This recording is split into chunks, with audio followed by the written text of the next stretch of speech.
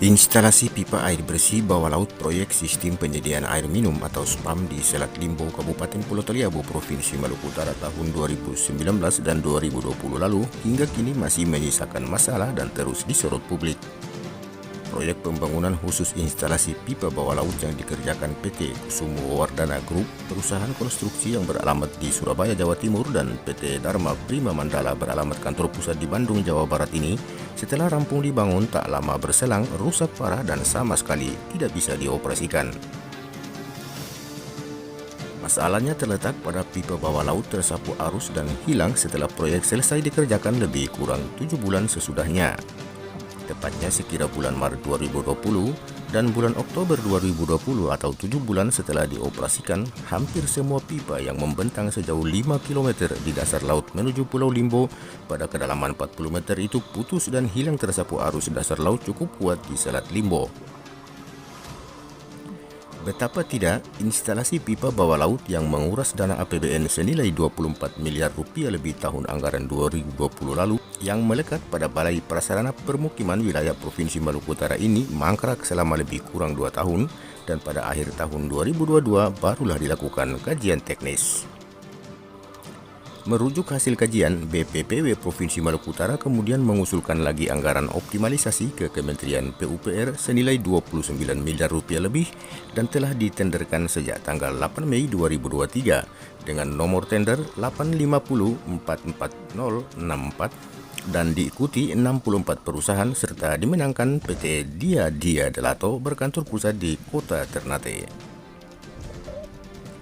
Pejabat pembuat komitmen air minum SPAM Limbo BPPW Provinsi Maluku Utara, Siti Halija Effendi ST mengatakan kerusakan pipa bawah laut Selat Limbo memang tak bisa dihindari akibat faktor alam, sehingga pihaknya terus berupaya melakukan optimalisasi guna memenuhi layanan air bersih kepada warga yang bermukim di sana, terutama 2 desa di Pulau Limbo. Sementara 6 desa di daratan Pulau Taliabu sudah bisa mengakses air bersih yang tersalur melalui pipa SPAM dibangun tahun 2019 lalu dengan biaya APBN senilai 14 miliar rupiah lebih. Bila ditotal jumlah anggaran pembangunan SPAM Pulau Limbo tahun jamak 2019-2020 lalu ditambah anggaran konsultansi senilai 1 miliar 600 juta lebih, maka total dana APBN yang telah dihabiskan untuk pembangunan SPAM Beringin Limbo senilai 39 miliar 992 juta 730 ribu, nyaris menyentuh angka 40 miliar rupiah. Menyoroti hal ini, Ketua Lembaga Swadaya Masyarakat Pemuda Solidaritas Merah Putih Provinsi Maluku Utara atau LSM PSMP Malut, Mudasir Ishak menilai mangkraknya pipa bawah laut yang tersapu arus tersebut, maka seluruh pihak terkait baik kontraktor, konsultan maupun PPK Air Minum BPPW Provinsi Maluku Utara harus bertanggung jawab. Mudasir menegaskan tanggung jawab dimaksud tak sekedar melakukan optimalisasi, namun pihak yang terlibat langsung secara teknis yakni pengawas, konsultan perencanaan, kontraktor maupun PPK Air Minum BPPW harus digiring ke penegak hukum untuk diperiksa terkait spesifikasi pekerjaan instalasi, gambar perencanaan maupun pengawasan. Kegiatan SPAM Limbo di Taliabu tahun 2019 ini saya menilai suatu kegiatan yang gagal perencanaan sehingga mengakibatkan gagal konstruksi. Saya menilai ada pertama, ketika kegagalan proyek ini gagal, mestinya pihak Balai Pemukiman dan Prasarana Wilayah harus menghentikan kegiatan optimalisasi. Ini kan modus untuk menutupi kegiatan SPAM 2019 yang dianggap gagal dan merugikan negara. Olehnya itu pihak-pihak yang bertanggung jawab, padahal ini pihak ketiga, kontraktor maupun konsultan proyek harus bertanggung jawab penuh. Ini modus untuk meyakinkan Kementerian PUPR,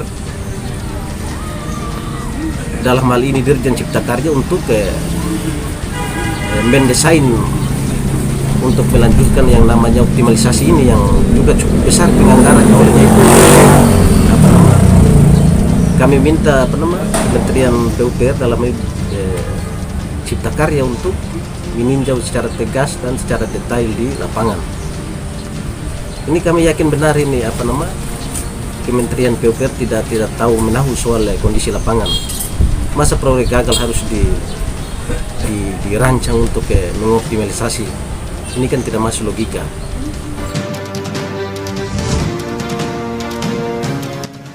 Sebab kata Mudasir, faktor alam seperti diutarakan PPK Air Minum Siti Hadijah Effendi tak boleh dijadikan tameng untuk berlindung di balik mangkraknya pipa bawah laut yang tersapu arus di Selat Limbo tersebut.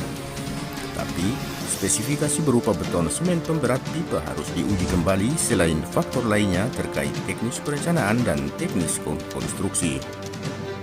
Karena menurut pengamatan LSM Merah Putih, dari bukti berupa video yang diperoleh pihaknya menunjukkan material beton semen pemberat pipa tampak tidak sesuai spesifikasi sebagaimana direkomendasikan konsultan perencanaan yang mestinya seberat 500 kg. Selain itu, kontur dasar laut yang menjadi lokasi dilaluinya bentangan pipa sejauh 5 km dari pantai Desa Beringin ke Desa Limbo didominasi hamparan pasir bercampur lumpur dan tak ada batuan dasar laut yang bisa membantu dijadikan penyangga selain beton pemberat yang dinilai terlampau kecil dan ringan itu. Begitu pula pada bagian tengah laut terdalam di Selat Limbo di kedalaman 40 meter lebih terdapat palung yang sesuai pengakuan sumber yang dapat dipercaya saat ditemui Piling TV online, bentangan pipa yang meski sudah dipasangi beton pemberat tidak mampu tenggelam sampai ke dasar palung, melainkan tampak mengambang di sepanjang palung. Tentu kata sumber, pipa beserta pemberat tersebut diyakini tak akan mampu menahan derasnya terjangan arus bawah laut saat mencapai kekuatan penuh. Waktu datangnya arus bawah laut di Selat Limbo itu cukup kuat, Pak. Yang saya rasakan sudah seperti banjir dan saya dengar bermasalah itu proyek pipanya dibawa kabur arus, ungkap sumber. Mudasir menilai jika memang beton pemberat berbobot penuh 500 kg, maka mustahil seorang penyelam bisa dengan mudahnya mengangkat dan memindahkan ke sana kemari secara leluasa di dasar laut seperti tampak pada video. Dari itu saya lihat pernyataan saudara PPK ini soal bobot pemberat beton yang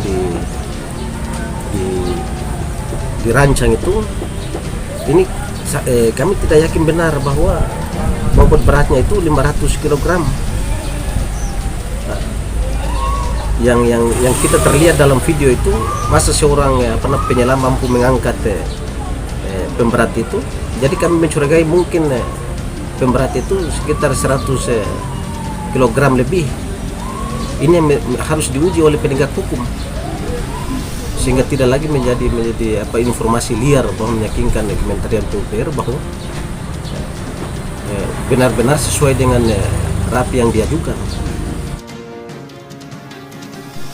Sementara PPK Air Minum BPPW Provinsi Maluku Utara Siti Hadijah saat ditunjukkan foto bawah laut membantah seraya mengatakan penyelam tidak pernah mengangkat beton pemberat tersebut. Itu hanya ekspresi penyelam menyentuh pemberat saja, kata Siti Hadijah, seraya menjelaskan saat pengambilan foto seluruh pemberat belum tergeletak di dasar laut. Nah, kalau foto yang saya lihat itu posisinya kan pemberat itu belum terletak di dasar laut, Pak. Jadi masih tergantung seperti itu. Jadi posisinya yang gambar yang saya lihat itu kan belum di dasar laut itu, Pak. Jadi posisinya itu kan masih pipa masih menggantung tuh. Nah, terus juga itu si penyelam kan hanya pegang saja begitu. Itu jadi bukan yang tadi dibilang dipindahkan seperti itu, tidak. Mungkin bapak-bapak pemikiran diangkat, pindahkan. Ya, seperti itu ya, Pak ya. Kalau di gambar itu coba dilihat lah. Posisinya juga betonnya itu kan masih menggantung dan pipa bukan terletak di bawah itu.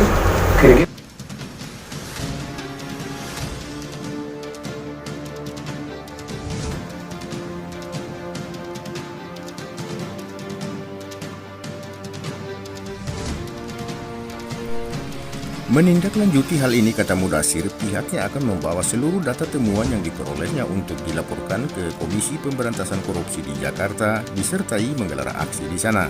Mengingat anggaran yang dikucurkan untuk pembangunan spam ini cukup fantastis saat itu, namun hasilnya justru tidak bisa dinikmati masyarakat di Pulau Limbo hingga saat ini.